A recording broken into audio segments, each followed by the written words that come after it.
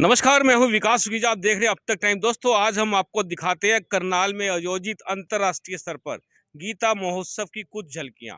आपको बता दें, गीता महोत्सव इस समय पूरे हरियाणा में धूम मचाया हुआ है। आज के कार्यक्रम के अंदर जो करनाल में आयोजित किया गया, इस कार्यक्रम में खास तौर पर नीलोखेड़ी के विधायक, जो आजाद विधायक है धर्मपाल गोंदर, उनको मुख्य अतिथि के रूप में बुलाया गया और इसके अलावा कांग्रेस के विधायक असंख्य से शमशेर सिंह गोगी को भी यहाँ पर आज मुख्य अतिथि के तौर पर बुलाया गया। आइए मैं आपको दिखाता हूं पूरे रिपोर्ट और क्या कहना है धर्मपाल गोंदर का, और किस तरह से जो असंख्य से विधायक है शमशेर सिंह गोगी ने आज धार्मिक कार्यक्रम के अंदर गीता ज्ञान को लेकर अपनी बात रखी।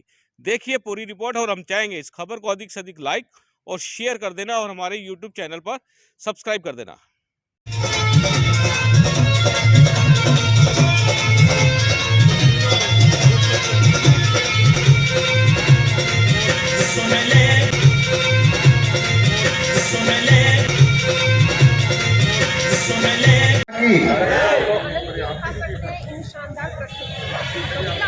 आज हमारे बीच में एसडीएम साहब, कमिश्नर साहब, डीपीआरओ साहब और सभी अधिकारीगण और दूर दराज से आए सभी साथी और देश का भविष्य प्यारे प्यारे बच्चों, मैं अपनी तरफ से, अपने परिवार की तरफ से और पूरे नीलोखेड़ी हल्का की तरफ से आप सभी को गीता महोत्सव पर बहुत बहुत बधाई देता हूं, हार्दिक स्वागत करता हूं। और इससे ज़्यादा मैं माननीय मुख्यमंत्री श्री मनोहर लाल जी और आदरणीय प्रधानमंत्री श्री नरेंद्र मोदी जी का धन्यवाद करता हूं, जिन्होंने देश में नहीं पूरे विदेश तक आज गीता महोत्सव मनाया जा रहा है। ये सब उनकी कृपा है। साथियों, जब भी बच्चों को खासकर जब भी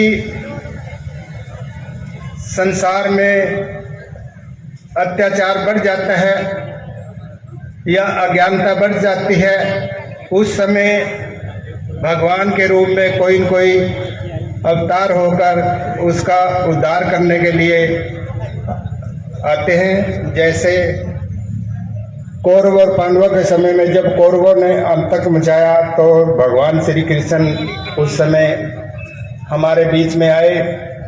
उन्होंने किस तरह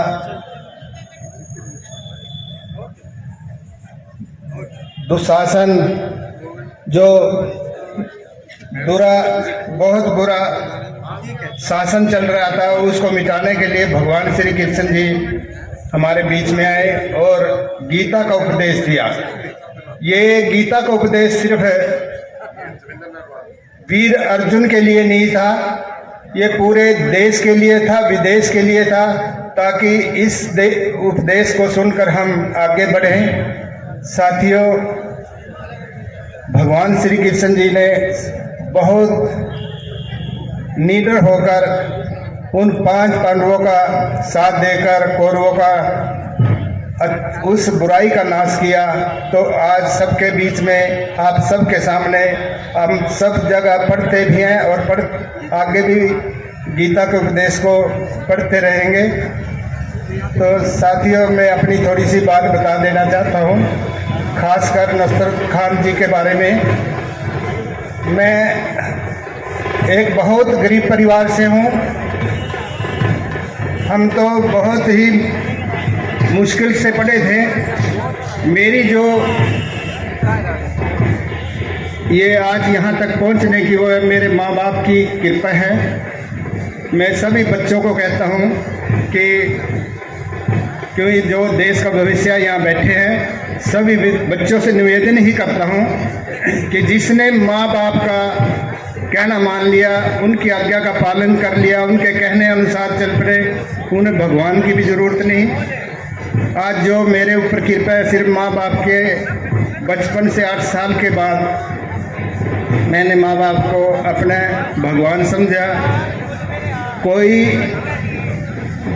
8 साल के बाद, उससे पहले तो पता नहीं, 8 साल के बाद कोई भी मैंने उनका आज्ञा का उल्लंघन नहीं की। जो कहा मैंने मानना, जैसे उन्होंने चलाया। बस हमने गरीबी बहुत देखी, माँ बाप की कृपा इतनी रही कि रोटी की भूख नहीं और ना दूध की कमी देखने दी, उनका मैं नमन करता हूँ। और खान साहब, आपके माता पिता को भी नमन करता हूँ, जिन्होंने आप जैसे बच्चे को जन्म दिया, जो आज ही आपके दर्शन हुए।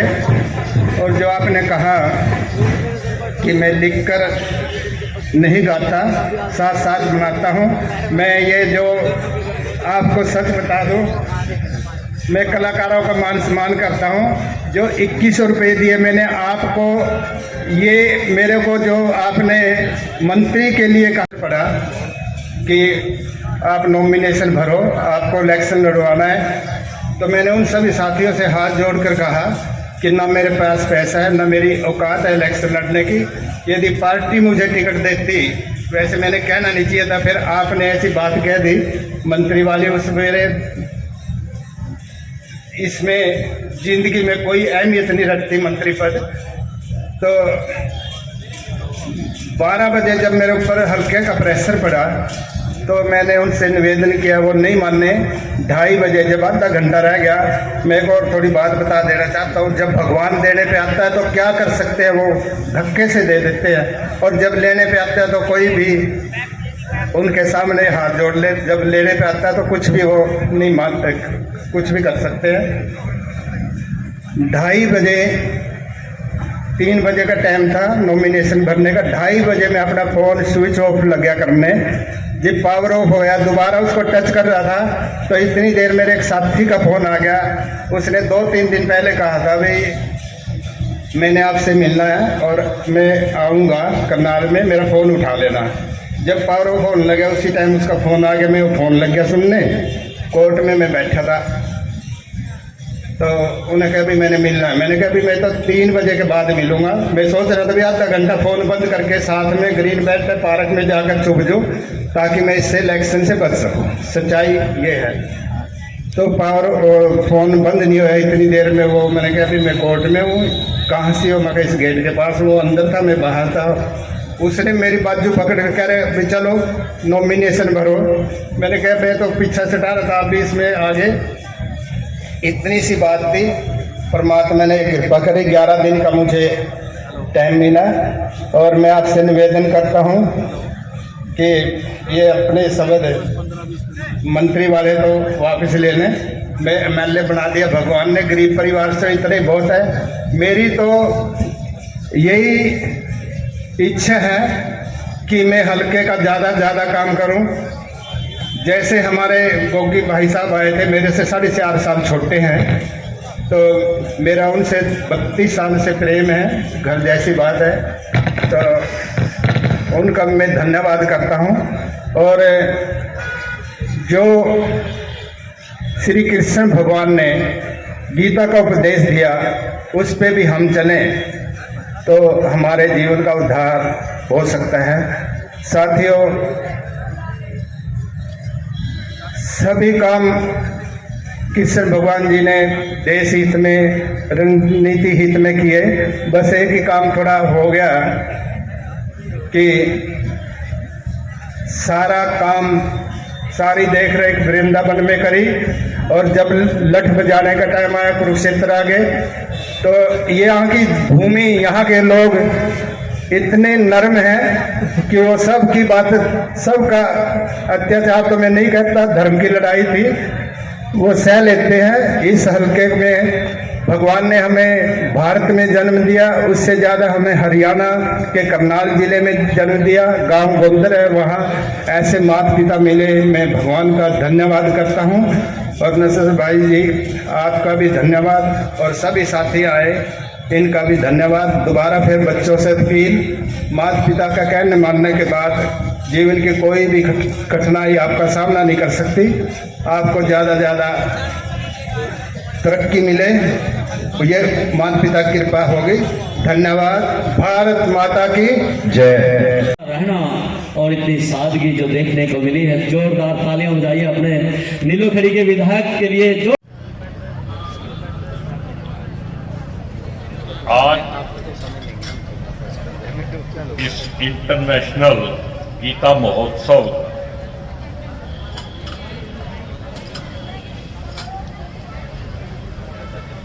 जिला करनाल में मनाया जा रहा है। हमारे बीच में बड़े भाई धर्मपाल गोंदर जी, जो नीलोखेड़ी से विधायक है, हमारे मुख्य अतिथि हैं,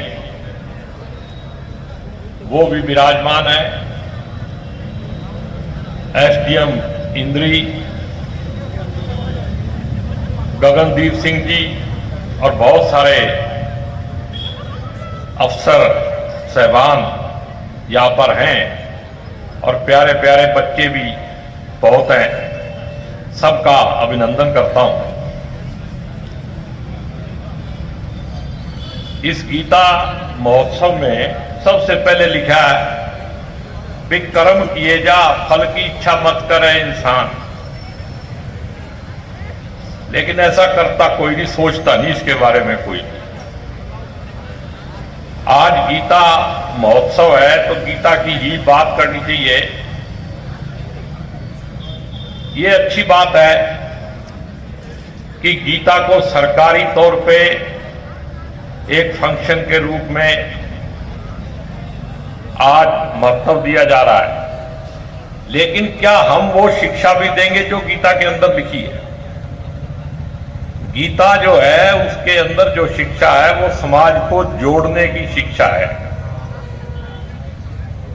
तो क्या हमें अपना आत्म मंथन करना चाहिए कि क्या आज हम उस रास्ते पे हैं कि समाज को, भाईचारे को मजबूत करें, जोड़ें, या कहीं थोड़ा बहुत फर्क है तो किसी के कहे बगैर खुद ही अपने आप को विचार करके उससे अलग कर लेना चाहिए।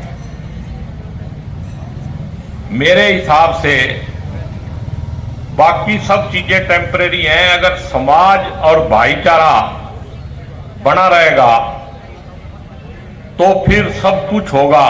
गीता महोत्सव भी होगा, राजनीतिक पार्टियां भी होंगी, सरकार भी चलेगी, और अगर समाज ही नहीं बचा तो फिर कुछ नहीं बचेगा। तो गीता का ज्ञान जो है वो सबको याद रखना चाहिए कि जैसे कर्म करोगे वैसा फल देगा भगवान। अभी ताजा उदाहरण है, मेरे पास टाइम नहीं है, मैं काफी इस पे बोल सकता हूं, लेकिन मेरे को जल्दी है, मैं आपसे माफी चाहता हूं। अभी ताजा उदाहरण है किसान आंदोलन का। कितने दिन लंबा उन्होंने कर्म किया, कितने तसिए सहे, कितने जुल्म सहे, और कितनी तकलीफ के बाद उन्होंने अपनी सहन शक्ति नहीं खोई। तो कृष्ण भगवान जी का जो उपदेश था वो उनके ऊपर लागू हुआ, पूरे देश ने देखा है। और मेरा ये मानना है भाई जो गीता का उपदेश है, कृष्ण भगवान का उपदेश है, वो इंडिविजुअल लागू होता है, वो सामूहिक लागू नहीं होता। जो मैं इंडिविजुअल तौर पे कर्म करूंगा उसका फल मेरे को भुगतना है। तो जब भी हम कोई कर्म करते हैं तो हमारे को इस बात का ध्यान रखना चाहिए कि किसी दूसरे का दिल तो नहीं दुख रहा है। और कभी भी जो धर्म है वो इंसानियत और प्यार से बनता है, और जिस धर्म के अंदर कटुता और नफरत आ जाए वो अधर्म हो जाता है, ऐसा मेरा मानना है। आप गीता का संदेश अगर सही मायनों में, एक साथी यहां से बोल रहे थे कि हमें गीता रोज सुननी चाहिए, मैं थोड़ा सा डिफर करता हूं। सुनने की बजाय अगर समझ लें तो बहुत ज्यादा फायदा हो जाएगा। सुनने से तो एक कान से सुनी, दूसरे कान से निकल गई, जब आप कर्म करने गए तो भूल गए। अगर उस गीता की एक लाइन को भी आप समझ लोगे तो फिर इस देश को कोई खतरा नहीं है, समाज को भी कोई खतरा नहीं है। जो कहीं ना कहीं गड़बड़ में मैं आज के दिन महसूस करता हूं, इसलिए बोल रहा हूं, मैं किसी के खिलाफ नहीं बोल रहा हूं। मेरे लिए सब आदरणीय है, और मेरे लिए ये मंच राजनीति का मंच भी नहीं है। मैं कहता हूं कि समाज और भाईचारा बना रहना चाहिए, किसी भी कीमत पे खत्म नहीं होना चाहिए। जिस दिन ये खत्म हो गया फिर ना सरकार रहेगी, ना कोई राजनीतिक पार्टी रहेगी, ना देश ही रहेगा। ये सबसे पहले इस पे ध्यान देना चाहिए। और मेरा ये बिल्कुल 100% मानना है कि आज के दौर में कहीं ना कहीं हम भटके हुए हैं। अपने आप को हमें विचारना है और खुद अपने आप विचारो। अगर मैं कहूं भी मैं सही हूं, आप गलत हो, तो एक उंगली आपकी तरफ है, 3 उंगली मेरी तरफ है। इसलिए मैं आपको नहीं कह रहा, मैं अपने आप को कह रहा हूं। अगर हम सब फैसला कर लें कि हम सब सुधरेंगे तो सारे सुधर गए।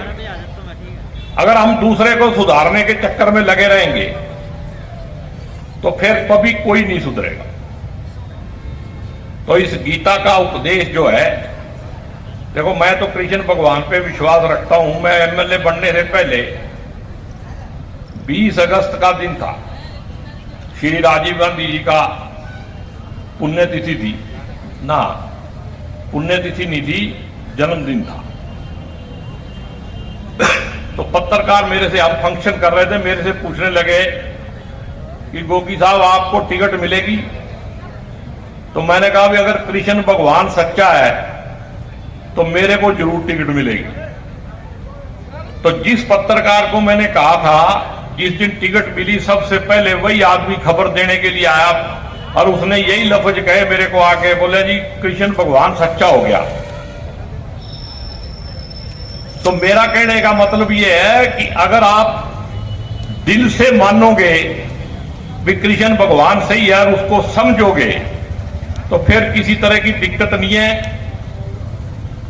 हमें दिखावे के लिए, किसी फायदे के लिए, किसी राजनीतिक या थोड़े छोटे टेम्परेरी बेनिफिट के लिए कभी भी धर्म को, भगवान को बीच में नहीं लाना चाहिए।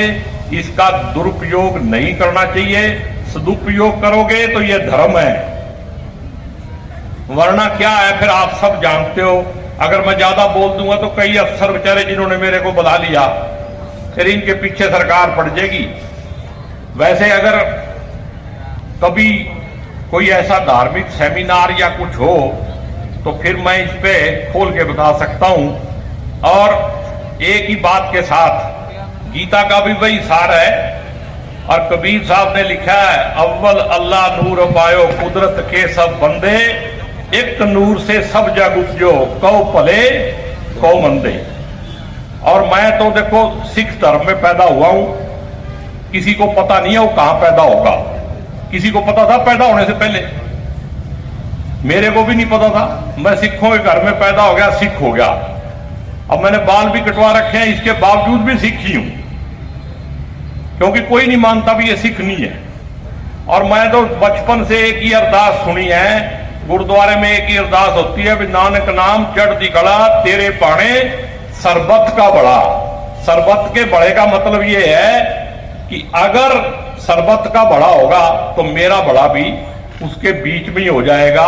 इसलिए किसी से डरने की जरूरत नहीं है। सरबत के बड़े पे चलो, सबको साथ लेके चलो और इस समाज को और भाईचारे को मजबूत करने का काम करो। बाकी काम अपने आप चलते रहेंगे। समाज तो ऐसे ही चलता रहा है। मैं 65 साल का हो गया, मैंने बहुत कुछ बदलता देखा अपनी आंखों से। ये पंचायत भवन भी मेरे देखते देखते बढ़िया है। और इसकी जो हालत है आज के दिन, जब पंचायत भवन बना था तो ये बहुत सुंदर इमारत थी। आज देखो कहां कहां चटाक पड़े हुए हैं, रंग करने की भी फुर्सत नहीं है। यहां का बड़ी बिल्डिंग थी, सारी तोड़ दी गई। सब कुछ बदलाव होता रहता है। तो आखिर में मैं आपसे यही कहूंगा कि आप एक अच्छा काम कर रहे हो, लेकिन इसका सदुपयोग होना चाहिए, दुरुपयोग नहीं होना चाहिए। जय हिंद, जय भारत।